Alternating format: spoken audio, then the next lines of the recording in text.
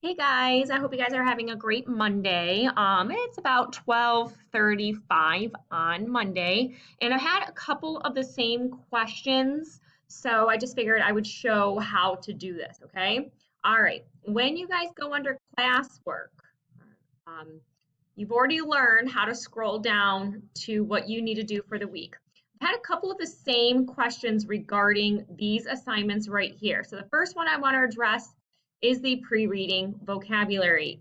I cannot begin to tell you how many kids have already done this and did not read the instructions, and it made them fail this assignment.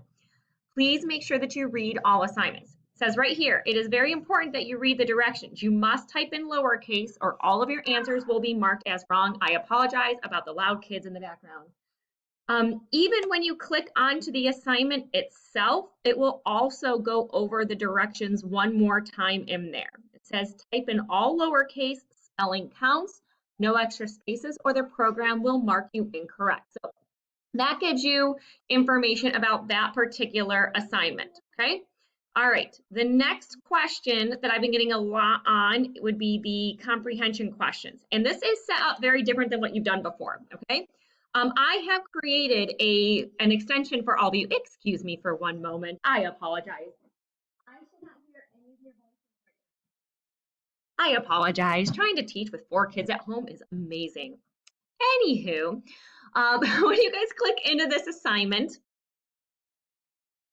um, there will actually be a box that says click here to answer. And I actually thought there was one up here as well, but it looks like I forgot to write in click here to answer. But if you actually get into this assignment, you can click right here. And this is where you are actually going to type in your answer. You see how I'm doing that? This is a bunch of nonsense right there. You will need to zoom in, obviously, so that you guys can see each question a little bit more clearly. Let's see here. We go in here. How does the setting impact the story? Okay. So when you click on here, you can say something along the lines of the setting impacts the story, and then of course answer your question. Okay? When you are done, you just click out of the text box, and your text will stay there. All right. Same thing for question number 2, question number 3, and then there is only one more question. For question number 4, you'll have to scroll up here, okay? And then, of course, you can click here to answer. So that is how you are going to do all of that. Please do not create another document and try to send that. It will not go through. I will not see it. I will only be able to grade by clicking on this particular assignment. So I hope that helps you guys get around some of these new formats that we're going to be doing. This is a really cool thing that I think maybe some of your other teachers are doing as well. This is probably how I'm going to set up most of the comprehension check questions, unless I'm able to get some in Edulastic or whatnot, kind of things up for you. Okay. All right. So if you guys have any other questions, feel free to let me know. That should get you guys set up for the assignments here.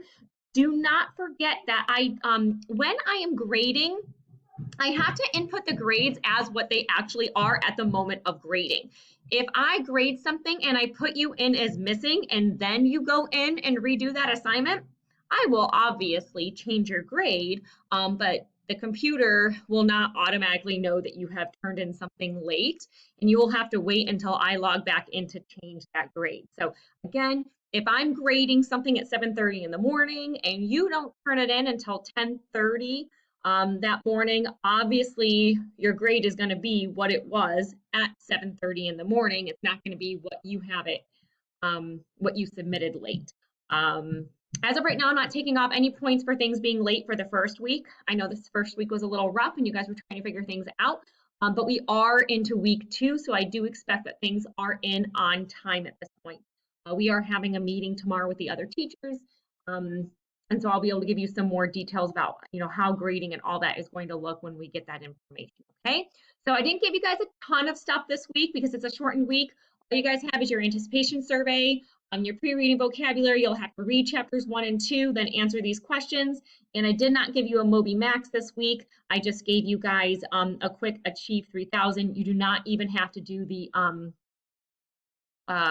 writing portion on there. Again, all of that is located right in your lesson plan. Please, please, please make sure that you guys are reading your lesson plan because it goes into complete detail of everything that I'm expecting you to be able to do.